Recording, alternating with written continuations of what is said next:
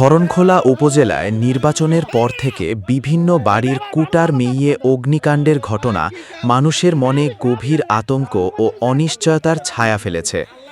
একের পর এক আগুনের লেলিহান শিখায় পুড়ে ছাই হয়ে যাচ্ছে সাধারণ মানুষের কষ্টে গড়া ঘর, গবাদি পশুর খাদ্য, বছরের সঞ্চয়।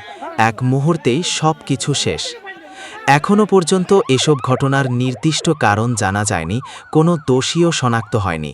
ফলে এলাকা জুড়ে বাড়ছে নানা গুঞ্জন ও প্রশ্ন। এটি কি কোনো বড় ষড়যন্ত্র, নাকি রাজনৈতিক প্রতিহিংসা, নাকি কোনো সংগঠিত চক্র পরিকল্পিতভাবে সাধারণ মানুষকে টার্গেট করছে? উত্তর যাই হোক, ক্ষতির ভার বইতে হচ্ছে নিরীহ মানুষদেরই। রাতের অন্ধকারে আগুনের ভয় নিয়ে ঘুমাতে হচ্ছে পরিবারগুলোকে। শিশুরা আতঙ্কে কেঁপে ওঠে, বৃদ্ধরা অসহায় চোখে তাকিয়ে থাকে পুড়ে যাওয়া কুটার মেয়ের দিকে।